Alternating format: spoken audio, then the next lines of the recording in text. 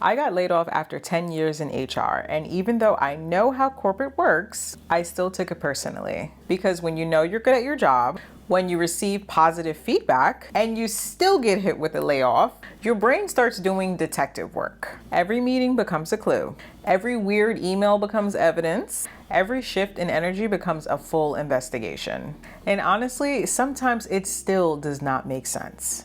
A layoff may be a business decision on paper, but when it happens to you, it feels personal, especially when you start thinking about the things that felt off. For me, I definitely had concerns. I had concerns about retaliation. I had concerns about being the only woman of color in leadership. And I am not here to make claims that I cannot fully prove on YouTube. But I will say this, if something feels off, document it. Ask questions, get advice early, and do not let embarrassment make you stay quiet. Because sometimes being professional turns into suffering silently. And no, we are not doing any of that anymore. After my layoff, I took a trip to Italy. Some people would have canceled, but I did not. I needed to breathe. I needed space. I needed to remember that my life was bigger than a job title, and the trip helped. But here's the part people do not tell you. A distraction is not the same as processing. Because when I came home, the layoff was still there like, hey girl, miss me? Rude. And that's when it started hitting harder. I also isolated myself a bit. The first person I told was my partner, and the second person I told was my mom. But I did not tell one of my close friends until almost a month later. Because I was embarrassed, because I was disappointed. I felt like I failed, even though logically, I knew a layoff does not mean I failed. But let me tell you, the feelings do not always read the policy manual. And keeping it to myself made it worse. Because when you do not talk about it, your mind becomes the group chat. And my mind was giving terrible advice. So what actually helped? Not pretending I was fine, not panic applying, not trying to build my entire life before dinner. What helped was the math. I needed to know my number. What money did I have access to? What income was still coming in? What bills had to be paid? What could I temporarily cut? And how much time did I actually have? Because after a layoff, your brain will tell you everything is urgent.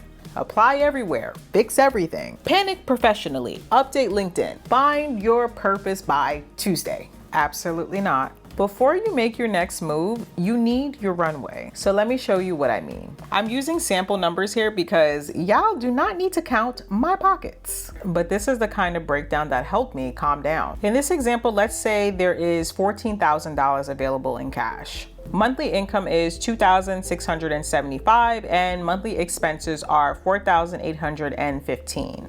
Now, if I cut nothing, my monthly gap is $2,140. That gives me about 6.5 months of breathing room. And listen, 6.5 months is not nothing. But when you are unemployed, that number can feel tight because you do not know how long the job search will take.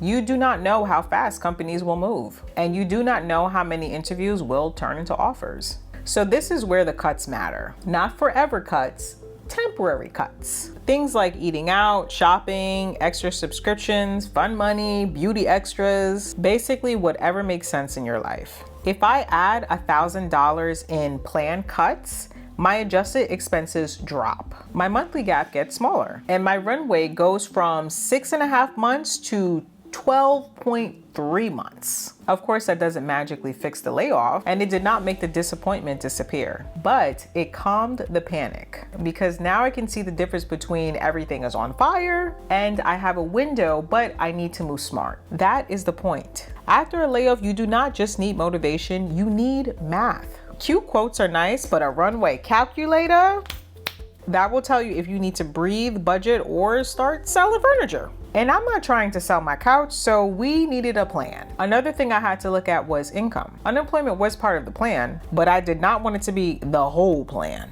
So I looked at what I already had access to. YouTube, brand deals, affiliate income, my website, digital products. Not because any of it is easy, because it is not, but because I had to stop thinking in terms of replacing one job with another job. Sometimes the first goal is stability, then strategy. And that is why I created the Laid Off Money Survival Kit, because I did not need another "you got this" post. I needed one place to see my bills, my income, my cuts, my runways, and the scripts that I could use when I needed to call the former employer, bill providers, recruiters, and even former coworkers, but without sounding like I was unraveling in 4K. The kit includes the guides, the spreadsheets, the runway calculator, the bills and cuts tracker, the 30-day plan, and copy and paste scripts. It is not legal advice and it is not financial advice. It is a practical tool to help you organize your next move. Because panic is loud, but numbers are clear. So if you were recently laid off, please hear me. This is not proof that you failed. A company making a decision about your position does not erase your talent. It does not erase your experience. It does not erase what you brought to the table, but you do need a plan. Not because you should be scared, because clarity gives you options. So before you panic apply to every job with an easy apply button, sit down and figure out your runway. What do you have? What do you need? What can wait? What can be cut? What income can you use or create? Start there. And if you want the spreadsheet and the guide that I created, I'll link the Money Laid Off Survival Kit below. One step at a time, not everything at once.